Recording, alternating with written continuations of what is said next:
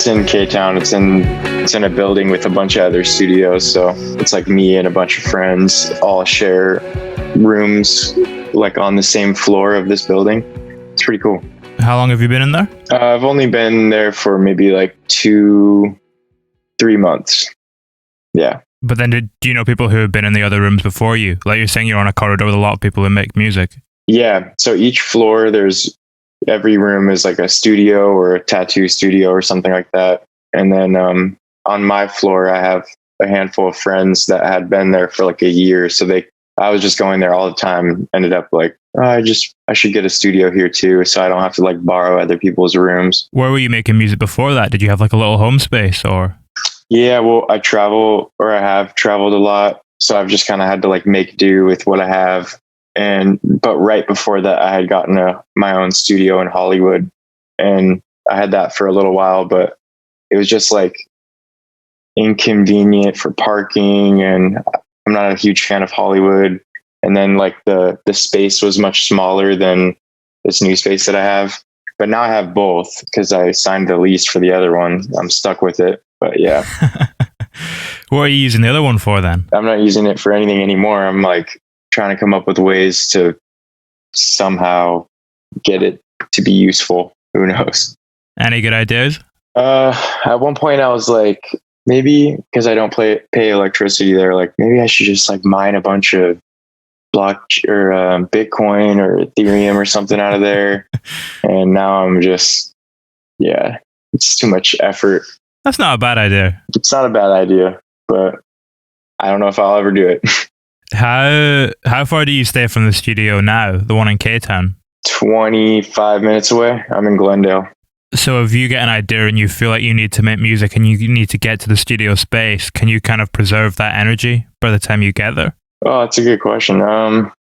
Sometimes, but most of the time, I clock in. Like I go there in the morning. I stay there all day, and like I just hope that the inspiration hits while I'm there. But I have like a schedule now, whereas before I didn't really have one. I just ended up kind of like being a slave to my own creativity, and like now I have more of a schedule and like a life outside of just the studio. So yeah, I just hope that the inspiration hits while I'm there, and it usually does because I make time for it. What does the rest of the schedule look like? What else are you kind of filling your days up with? I'd say like easily 80% of my time is just making music for other people, like producing or writing. That's like, I find a lot of joy in that because it's like a little less indulgent, I guess. It's like helping someone else execute their vision is like full creative freedom for me. Whereas like for my own stuff, it's like, what do I want to say right now? And for them, it's like, how do I help you say that? Which I think is exciting. And so I spend 80% of the time, probably, 5 days a week doing that. So is that the first question you would usually ask yourself before you're about to start creating? What do I want to say? Yeah. I mean, not all the time, but I think that I have to have something to say in order for me to even see it through. And when you're saying that, is that quite a general thing, or would it be about a particular experience, or? Yeah, it can be broad. I just have to have like some reason to be making music, or like some, beyond like, because I mean, for years, it was like, let's just make something cool. And now I need something a little deeper. Like, oh, what do I actually want to say right now?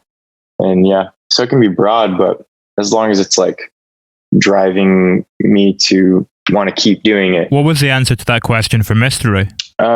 Mystery was, I was thinking about this the time that I first met my girl. There was like, it was one of those rare situations where it was like instant attraction. It was just such an interesting sense that like kind of came over me, I guess. And yeah, that's what I was thinking about. That's what I wanted to say. Had it been a while since you'd felt that feeling before? Yeah, I don't know if I'd ever felt it like that. Yeah, probably. I don't know. That was a little while ago. That was like over 3 years ago. How come you came back to it now then? What brought you back to that memory? Well, that was one of those weird ones where I found this sound, this synth that I liked, and the sound of it was like, oh, this is instantly attractive to me. Like I instantly like this sound. And it made me think of like the first night that I had met my girl. And yeah, I don't know. It was just like it all kind of pieced together, and I already had this like kind of poem that I was writing. And yeah. That's interesting though. What are you able to work out what it was about that sound that brought you back to that night? No, I don't know. Maybe it was the music I was listening to around then, or yeah, but sometimes sounds do that. Like certain instruments, like it will tell me what I want to say, kind of. You said it started off as a poem as well. Yeah. Well, you're like a motif, like a couple of line thing. What were the lines that were in the poem? It was the fell in love at the thrift store, purple coat and blue shoes. Okay, so like the opening lines. Yeah. But then you repeat them again on the second verse. Yeah, nice. You know, you actually listen. That's cool. Is that the reason? Because that was the kind of genuine spark for the song? Was that why you decided to come back to it again later on in the song for a second time? Yeah, probably. You mentioned a little while ago as well that you used to travel a lot. Yeah. Was that for touring and for music, or was that just more travel in general? No. Back then, nobody cared about my music enough for me to tour. You know, you have to have like people care to do big tours. Yeah. So I was just traveling because I wanted to see the world, I guess. Just, yeah. When I was 18, I moved to Australia. I was there for like 3 years, and then moved back to Alaska, where I'm from, and then to LA because people were listening to my music, and I thought like, oh, I should go to LA and, you know, take this seriously. Were you writing the first album at that point when you were traveling? No, I was writing my first EP. I wrote my first EP in Australia. I wrote my second EP in Alaska, and then I wrote my first album in LA. So you wrote the first album when you were kind of in the one place? Yeah, that was all. I mean, I don't know, because I traveled, but I had to record here in LA. But I was traveling all the time. I'd go to Colorado, go to Alaska, do trips to see my girl, stuff like that. It's interesting. You can hear that in the music in the sense that you quite often have a metaphor of movement, like about moving forward. Yeah. Particularly in the first album, there's a good few songs that have kind of got that in it. Are you conscious that you're pulling it from that part of your life, or is that something that's just coming out subconsciously? Oh, yeah, I don't know. Yeah, I don't know. I think maybe it's like what intrigues me to write about, or maybe where it's coming from. I don't know. It's a good question.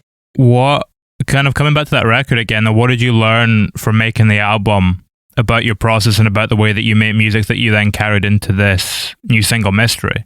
What was the lesson you kind of took from making the album that felt you could apply to the process of creating that song? I think I learned with the album, like what I don't want to do. With Mystery, I did the whole thing myself, aside from my friend Jenny, who like was there when I was writing it, and he was kind of like the vibe test. I would be like, is that cool? And he's like, yeah, that's cool. Yeah, I think I just learned like the less painful way to make a project. My first album was like really painful. In what way? Just hard to, you know, I was working on that for like almost 2 years, and you change as a person, you think like it's shitty, and then you feel like shit all week, and then you try to make something to try to make it cohesive, and you're just trying to make sense of like all these things that you've made over the last 2 years, and it was like really hard. Well, you sat on it for a year. The music was pretty much done for a year before it came out, right? Yeah, nice. Because that's interesting, because if you're keeping on making music in the meantime, if you're continuing to create while you've got that album sitting there, you must be progressing. So by the time the album's coming out, you must be like a year further along in the progression. Yeah, that's what I learned mostly. I think I'm so like DIY independent, like as a person. And that was one of those things where like I just met a manager. I was in LA. I was meeting with people, and that whole idea just slowed my process down to the point where I wasn't excited anymore. You know, I just felt like the most confused, which kind of the whole album was about. Like, if I'm cut out for this, being a musician, hence the name Cut Out. And I was just so confused. I was like a DIY independent kid who had from Alaska traveled a little bit, and then like kind of ended up in this situation. I guess as well, because Alaska to LA, like it's quite a culture shift. Yeah, it's a culture shift. And like, you know, when you're just starting in music, you think it's so many things, or like the idea of writing an album, you know, you think it's so many things that it's not, or it's different than you think it is. And I remember I watched this in like the thick of it. I watched this James Blake interview where he was like, writing an album is torture, or he was talking about how it's torture. And that like calmed me down. But in LA, I'm so involved in my music. That's why it's such a culture shock. It's like everything matters with just music. Like I'm not like out in nature, you know, like Alaska, where I'm constantly reminded like, oh, there's bigger things than this. In LA, it's like all music, music, music. Do you try and make a conscious effort then to remind yourself of that? Or what can you do to kind of remind yourself and bring yourself out of that flow if it gets a little bit too intense? I get out. I go to Alaska or something. When was the last time you were there? I was there during the pandemic, like when it first started. I was there for like 5 months. I'm actually going in like a month too. I get all my ideas on paper here. That's what I would say. Alaska's almost like gathering the inspiration sometimes and getting a little bit of clarity, and then it all just comes out when you get back to LA. Yeah, totally. Because like I have the means to communicate it properly here. I have the studio, and yeah. Once you start to realize things like that, and also what you were saying about, you know, having a clear idea of what making an album is and what the music industry is, does that give you more control over your creativity? Does it make it easier to create? I think what's so funny is like, it's helped me help people way more. Like the people that come into my studio, like I feel like I can really relate with them. I'm like not protective over the artists that come through, but like I feel like I know what you're going through, because a lot of the times it's newer artists, you know, just in the last year kind of started making music or dropping music or something like that.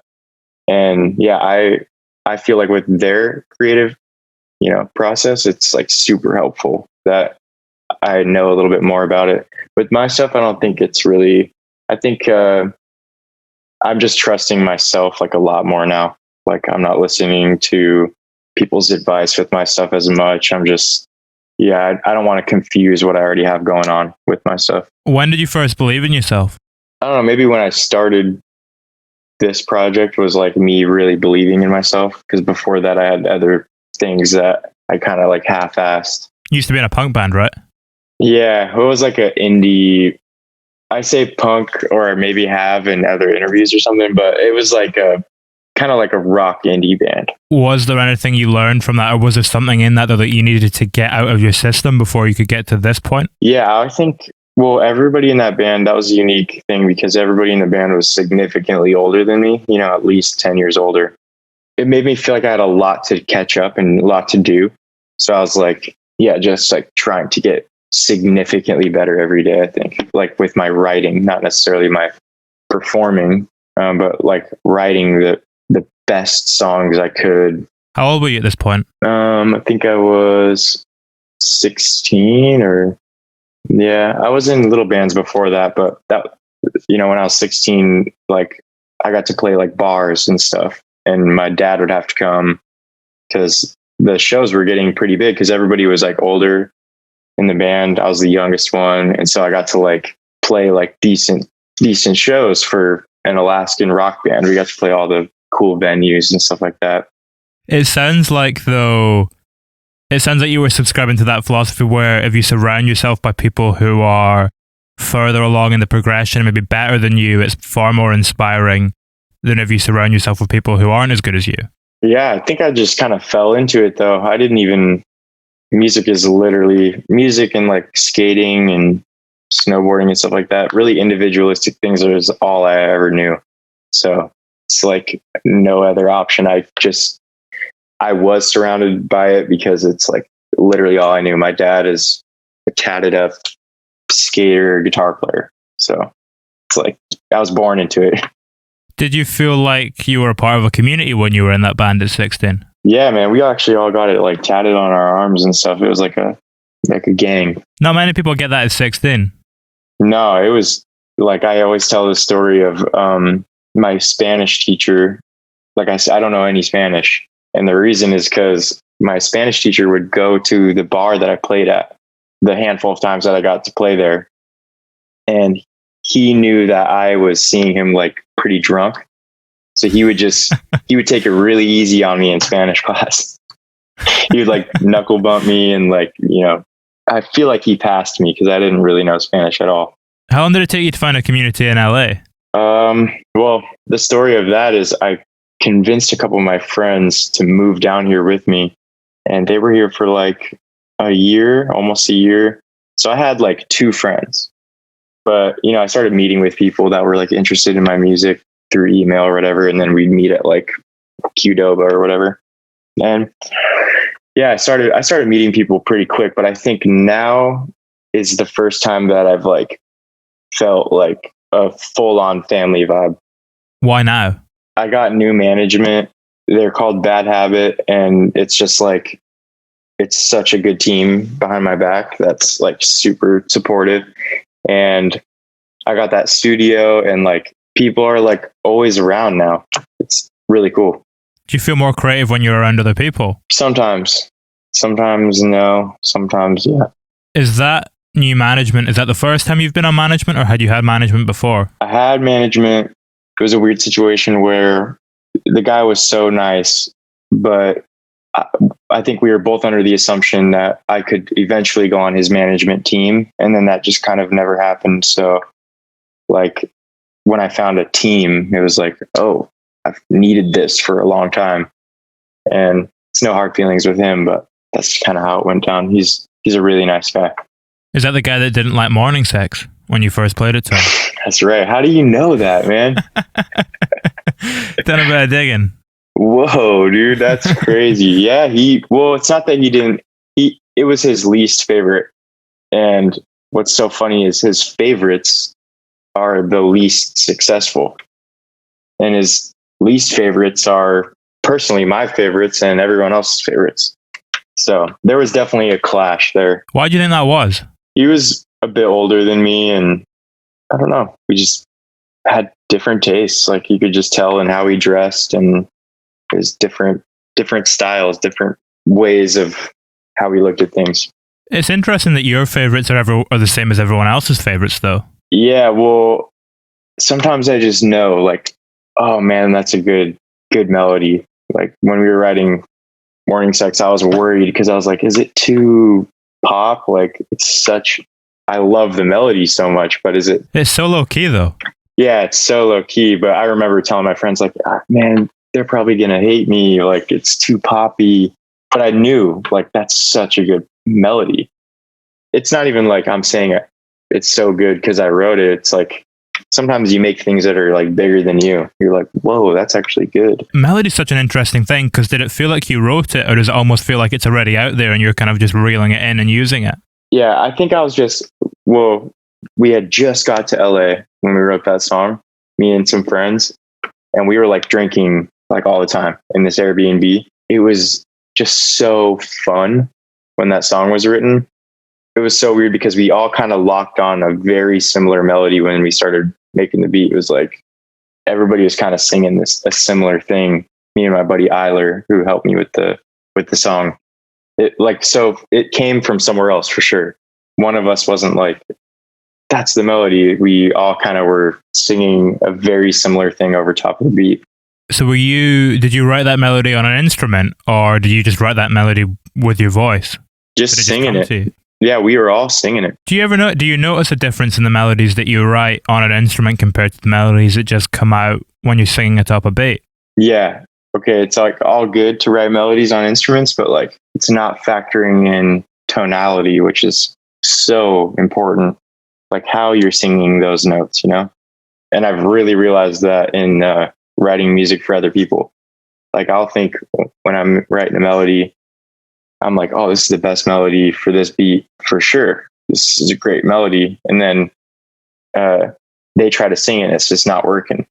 And then their idea like made sense for their voice. So I try to not write melodies on instruments. I try to sing it. We touched upon the idea, or we touched upon rather the fact that you sat on the music for the debut record for a year before it came out. I understand the way you're working now, though, is almost like the complete inverse of that. Like you'll come up with a song, try and come up with a video as soon as possible, and then put it out. Yeah, I do everything. I just mix it, master it, just try to go back to like what was the most enjoyable thing. Because at this point, like my project is just my passion. It's just fun. Like it's supposed to be fun. Yeah, I have this whole other thing of producing for other people. So like, why do I gotta stress it? I don't think anybody wants to hear me like stressed out. And you have to be able to stand behind your music as a musician. You have to like fuck with your own music. Like you have to love it to be able to push it, you know? When you're waiting on something for a year, you're over it. So I'm not doing that anymore, ever. Was that a direct response to the debut record, this method you're working in now? Oh yeah. I remember telling my old manager, like, we were kind of drunk eating some pizza, and I was just like, this is the worst. Like, this is the worst year of my life. Like, I hate this. Because you're just sitting on this, and then you start to hate it because you've listened to it too much, but you know it has to come out. And you start to overthink it. Oh yeah.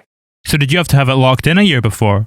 It wasn't just a case of it being finished. It had to be kind of fixed in place. Well, it was like, I'm super independent again. Like I drop everything on TuneCore, which is like $10 for an album to distribute. In that case, it was this weird situation where I felt like I needed to do a distribution deal with the label. Like they take a small percent, they give you a little bit of money, and you can, you know, make a music video and all this stuff. And it was just the worst idea because it postponed everything. So I wasn't excited about it. It didn't come from the same place as it used to. Like it felt like I gave up a lot of control, like in that I trust that you guys are going to push this, and I don't really have to, because that's your job. That's why you get this percent, and that's why we have this deal. You guys are supposed to put that out. And that's just not the case ever. The artist is always supposed to push it and try to promote it. And I just thought it was a miscommunication almost. Like I thought, okay, you guys take care of this now. And that's just not how it worked out. And I won't do deals because like, it just doesn't make sense. I would rather stand behind this, and like, it all falls on me.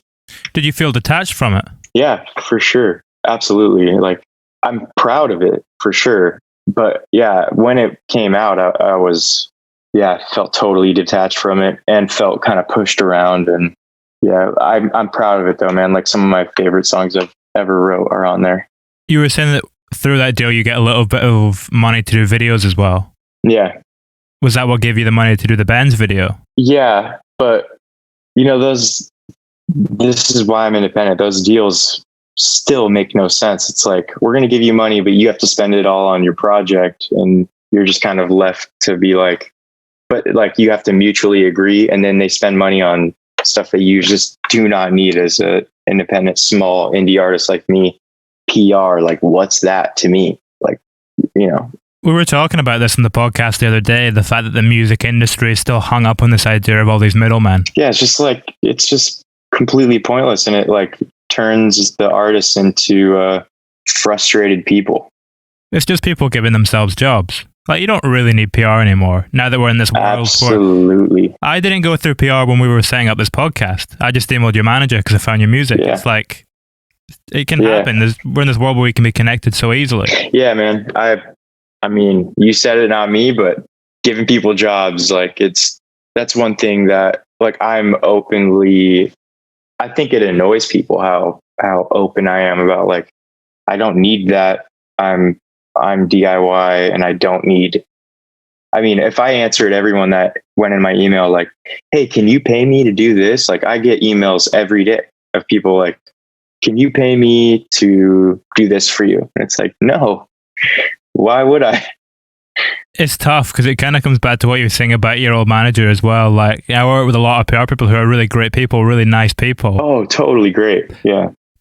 But my issue is when I get an email from a PR person and I see all the bands, you know, like they put all their bands at the bottom of the email, and I look at that list and I think only about 3 of those bands out of like 50 are full time. Like in a lot of these bands, these artists, these creators have to work jobs to supplement their art, and you're making a full-time salary doing PR for them.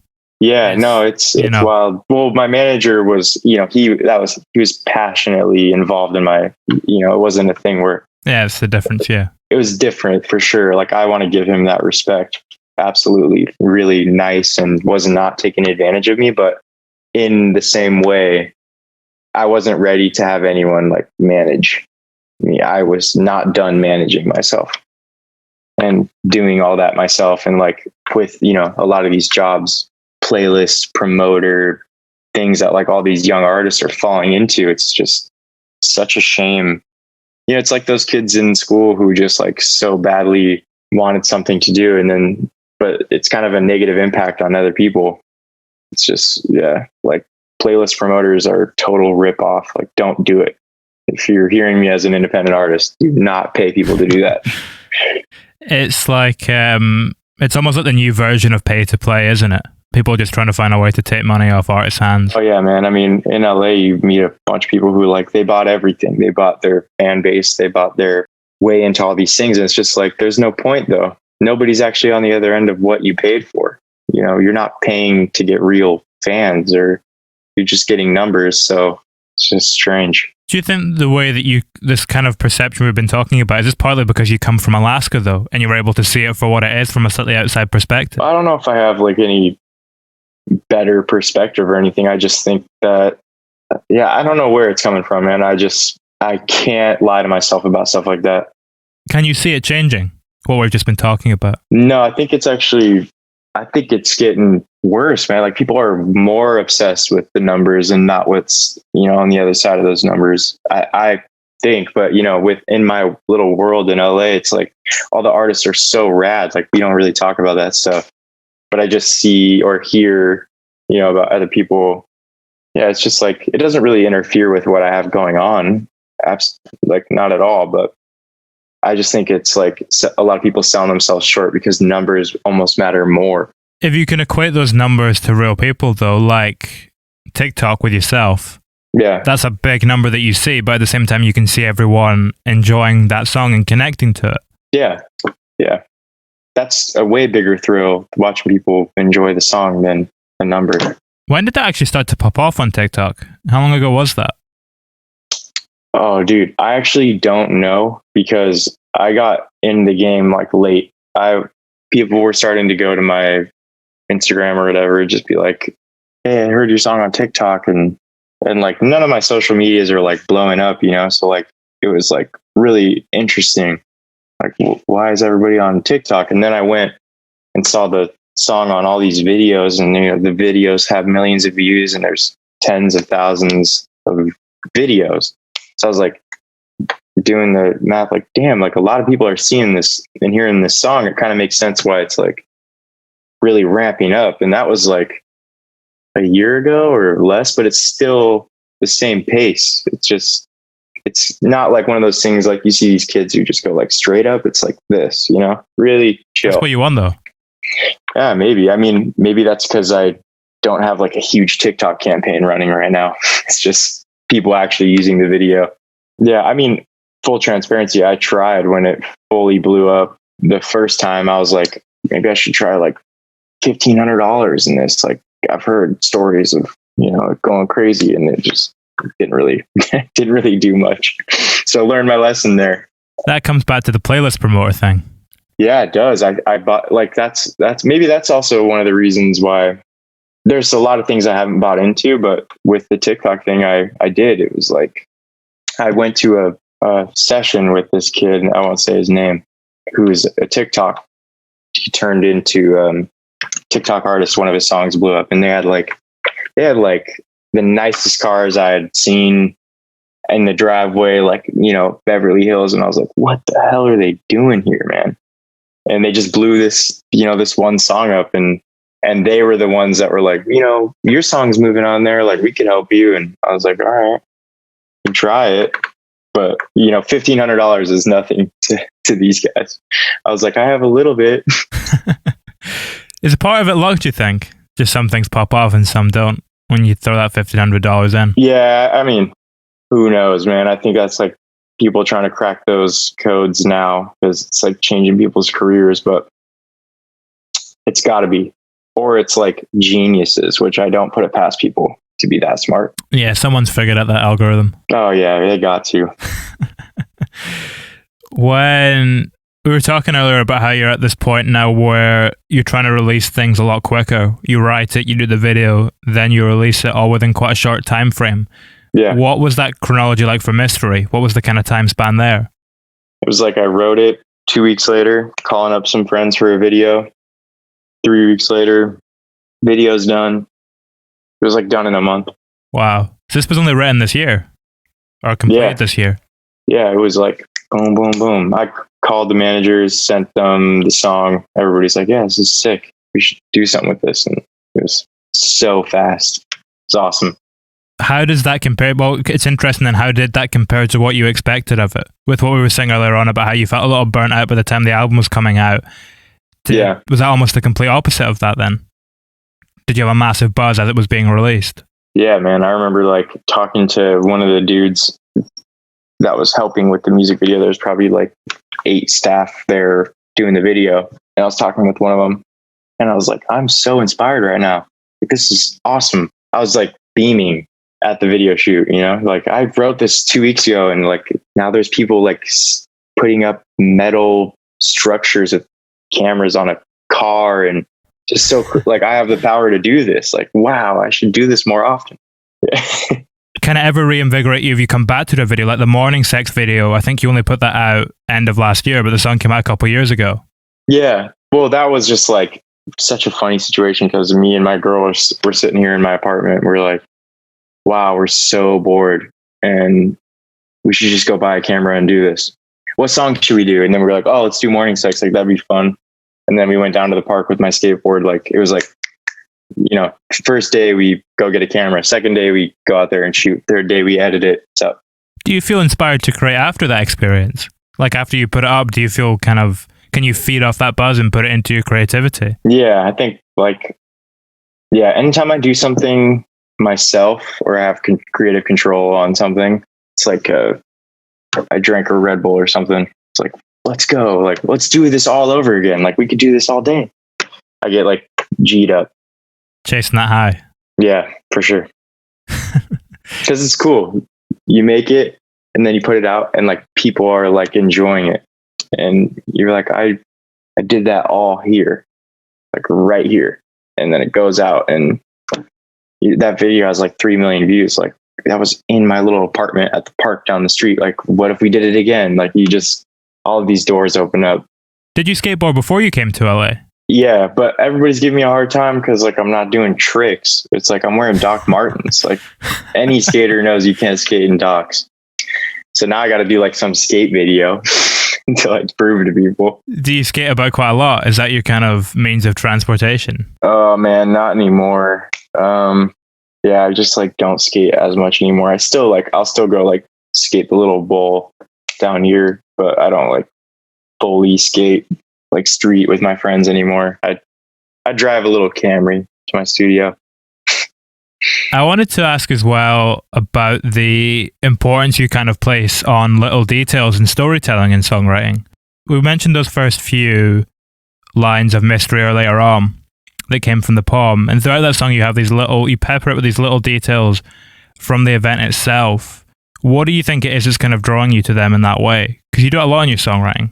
Listening to Sufjan Stevens a lot growing up, it's probably kind of what got me into that. It's like, I don't know, I think like some people need more than like just a vague song. They need like really specific things, like, you know, what was she wearing that day that I met her? And I really enjoy that when people put those little things in there because it makes me feel like it's their story, not someone else's. So I'm just obsessed with it. Are those little details pulled directly from life? Yeah, or mostly my life. Occasionally it'll be a story I heard from a friend or something like that. And then I'm just like, I have to write a song about that. But always coming from the truth. Yeah, it's always coming from the truth. Can you let your imagination run in your songwriting then, or do you always have to keep it very rooted in reality? I think that it doesn't have to be specific to like, yeah, totally you can let your imagination run, but the idea of it is true, or the core of the song is true to me. But yeah, like with Shot Down, it's a great example. Like those specific times that I ran away in the story, like, I can't really remember exactly when I ran away to like go hang out with the girl at night. For the sake of the song, it's at night, in the morning, in winter, or whatever, you know, it's like specific. You're just doing it based upon if it feels right. Yeah, to the song, I guess. Does that kind of come back to what we're saying as well about you'll ask yourself when you're beginning why you're writing, what you want to say. Once you've figured that out, does it make it easier to let your imagination run because you can always relate it back to that? Yeah, for sure. It just keeps me writing the song instead of like, oh yeah, I guess this is cool, and then shutting the computer and being like, oh, I'm over it. Did you, when you were making the album as well, did you ask yourself that? Like you were saying that when you start every song, you ask yourself what you want to say. Was that a different thing when you're making a record and you have like 10 tracks or whatever? I'm more like that. What do I want to say now? It used to be when I was learning a lot about production, it was like, let's just make something cool. And then, you know, maybe that will tell me what the song is. And that's like how I operated for like a long time. And now it's like that, where I just can't. I feel like I proved to myself the production part, or I can, you know, make something that I like. And now it's really focused on what I want to say. But yeah, for the album, it was like just creating cool things. And then it kind of was like, oh, I want to sing about this on this song or on this beat. I wonder, do you think that's maybe partly why you began to feel detached from it too? Because you couldn't relate it back to a meaning. You couldn't pull it back to that thing that was at the core of it because it had just been created around these concepts that you felt like were cool at the time. Dude, maybe, because most of what I'm proud of in those songs is the production.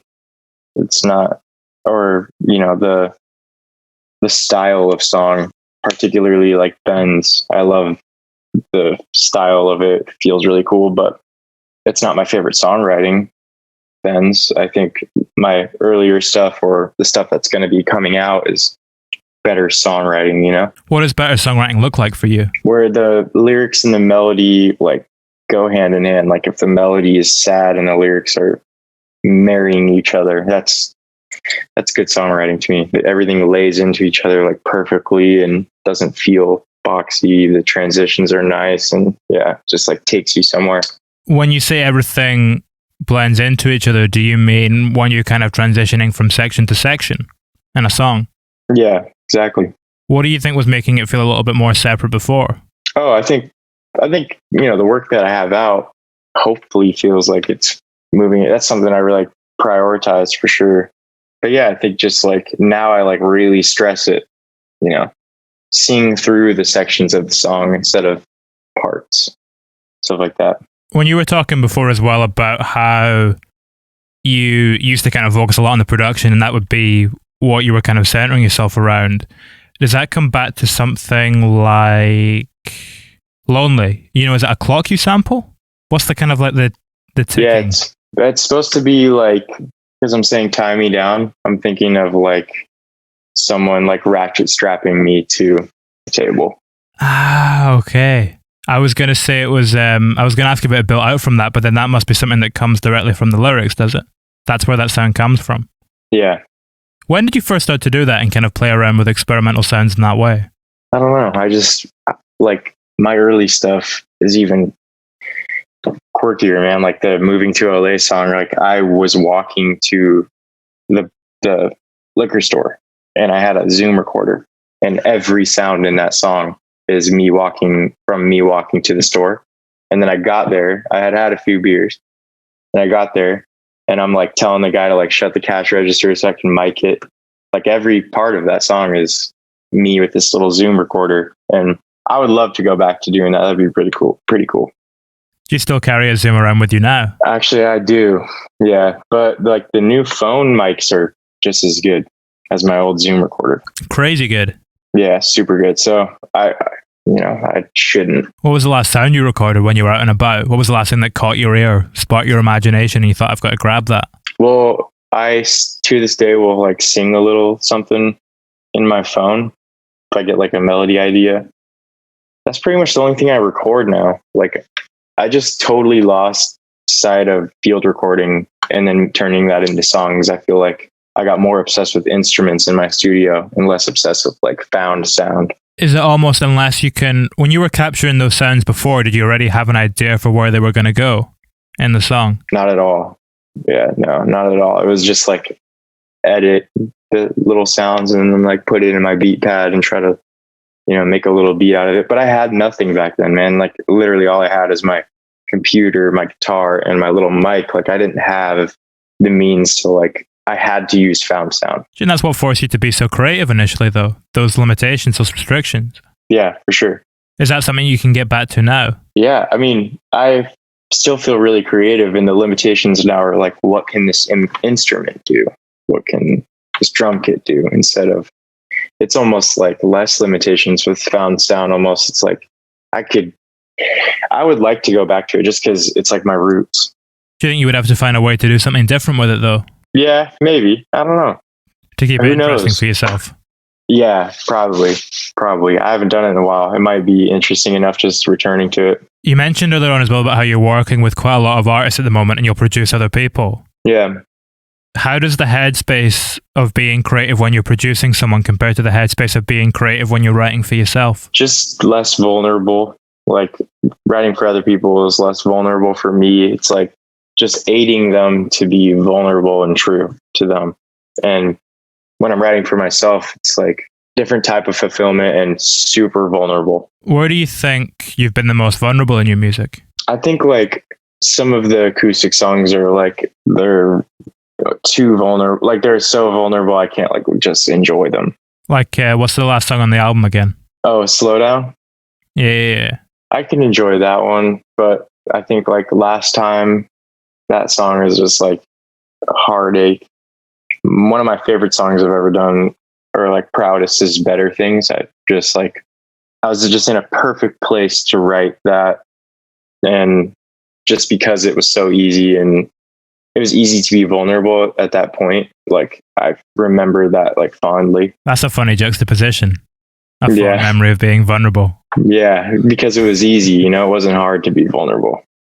Well, I've heard that said before that, I've heard songwriters say before that good music is either written from a place of extreme depression or a place of extreme joy.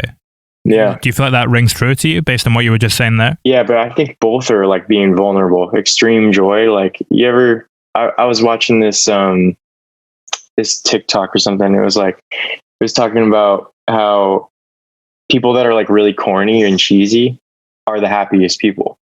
And it's just so true. Like they're just being vulnerable. They're so happy and so joyful. It's like vulnerability almost, and it can come across cheesy, just like extreme sadness or extreme vulnerability in general can be corny, cheesy, but like both sides are dope. Is it kind of like the sad clown thing, do you think, though? Sad clown? Yeah, with that person. Like there's a darkness kind of lurking underneath that corniness. Oh, maybe, man. You know what? I think sometimes, like some people are like, just like whack, like it's not true. But then I meet some people where it's like, you are just like, you're really authentically corny. And like, it's really cool. Like, I love it. But yeah, some people are if totally it's authentic fake to yourself, that's all you need. Yeah. What experience has changed the way you think about music more than any other? I think like being in Australia and like watching people enjoy types of music that I didn't enjoy originally. Like I would go and like listen to house music, and just watching a room full of people transform into this like stepping or shuffling situations like that where I travel and I'm like, whoa. I was in Mexico, a couple months ago, and like in the cab, the guy was playing a song, and the way that the wind was hitting me through the window, and like the fact that he was listening to it and I was in Mexico, it just like changed how I perceived like mariachi music. Yeah. So it's constantly like I get hit with all types of, usually it's like moments where I'm traveling and I'm like, I understand this culture and the music that's coming from this culture now.